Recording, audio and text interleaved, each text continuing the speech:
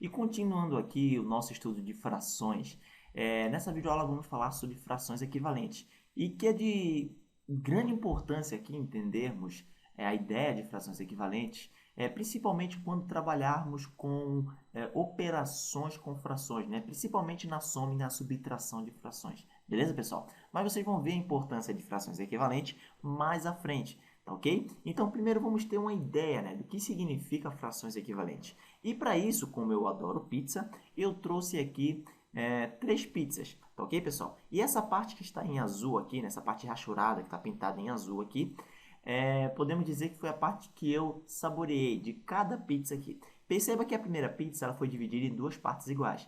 A segunda pizza em quatro partes e a terceira pizza tem 6 fatias aqui, todas do mesmo tamanho. Beleza, então a parte que eu saboreei na primeira pizza, que seria essa parte em azul aqui, pintada em azul, seria, né, representando em frações, o meio, ok? Então eu comi um dos dois pedaços que tem da pizza aqui. Na segunda pizza eu comi, no caso, dois dos 4 pedaços que tinha pizza. E na terceira pizza eu acabei comendo 3 dos 6 pedaços que tinha nessa pizza. Beleza.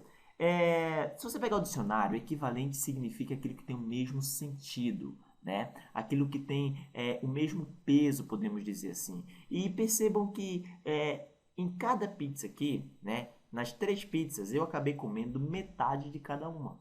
Tá ok, pessoal? Então a parte que está pintada em azul aqui, ela tem o mesmo tamanho que a parte pintada em azul na segunda pizza e na terceira pizza a mesma forma, né? Da mesma forma. Então eu tenho aqui, na terceira pizza também eu acabei comendo metade dessa pizza.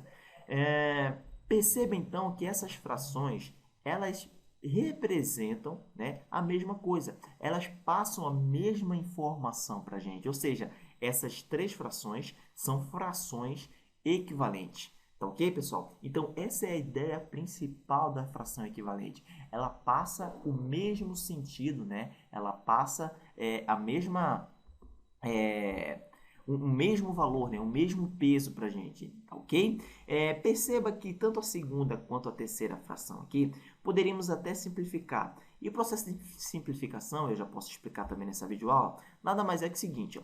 Na segunda fração aqui, perceba que tanto o numerador quanto o denominador são divisíveis por 2. Ou seja, eu poderia dividir aqui o numerador por 2 e também poderia dividir aqui o denominador também por 2, tá ok? Então, como tanto o numerador e o denominador são divisíveis pelo mesmo número, podemos dividir os dois por esse número. Então, 2 dividido por 2 é 1 e 4 dividido por 2 é 2. Perceba que chegamos na mesma fração que estamos tratando aqui na primeira pizza.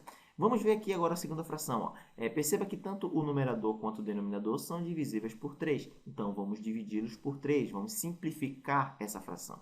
3 dividido por 3 é 1 e 6 dividido por 3 é 2. Olha só que interessante. Ó.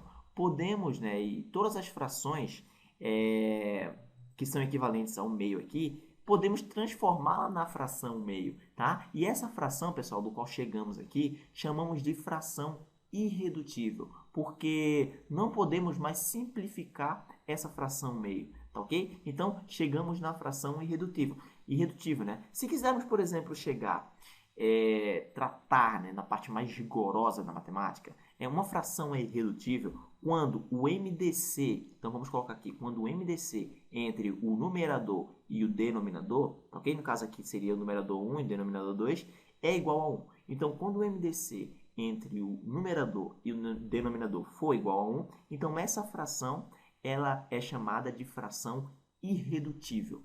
Ok? Essas duas frações aqui não são irredutíveis, porque percebam que podemos simplificar essa fração. Quando conseguimos simplificar uma fração, né, então podemos dizer que essa fração ela não é irredutível. Ok? Uma fração só é irredutível quando não podemos mais simplificá-la. Ok? Então perceba que tanto a fração 2 quartos quanto 3 sextos, simplificando, chegamos na fração 1 meio, tá ok? Por quê? Porque essas frações são equivalentes, elas representam a mesma coisa, representam metade de alguma coisa, tá ok, pessoal? E 1 meio nada mais é que metade de alguma coisa, tá ok? Então, eu espero que vocês tenham compreendido um pouco aqui a ideia de frações equivalente, tá ok? Também a fração irredutível, eu trouxe aqui mais a título de conhecimento. Se quiséssemos, por exemplo, eu vou trazer mais uma ideia aqui, só para ver se você aprendeu. Se quiséssemos dividir qualquer uma das pizzas aqui em 8, com 8 fatias, né? Qual seria a fração equivalente à fração meio aqui? Ok? Então, como é que a gente pode fazer? Ora, eu quero dividir a pizza em 8 pedaços. Então, vamos fazer o seguinte, ó, uma coisinha bem rápida aqui. Vamos multiplicar aqui, então, por 4, porque eu quero dividir a pizza em 8 pedaços. Então, o denominador, ele nos diz, né, o quanto essa pizza, em quantas partes ela foi dividida. Então, 2 multiplicado por 4 é 8. E se eu multipliquei o denominador por 4, também vou ter que multiplicar o numerador por 4. 1 multiplicado por 4 é 4. Então, perceba que se eu dividir uma pizza em 8 pedaços, né, 4 oitavos significa metade dessa pizza, ou seja, significa que eu comi 4 dos 8 pedaços, né? Até bem lógico isso aí. Então, isso aqui representa metade de uma pizza que foi dividida, né, em 8 pedaços iguais. Tá ok? Então, perceba aqui, ó, que, por exemplo, essa pizza de 4 partes, pegamos a fração irredutível multiplicando por 2 em cima e embaixo, tanto no numerador quanto no denominador. 1 multiplicado por 2 é 2, 2 multiplicado por 2 é 4.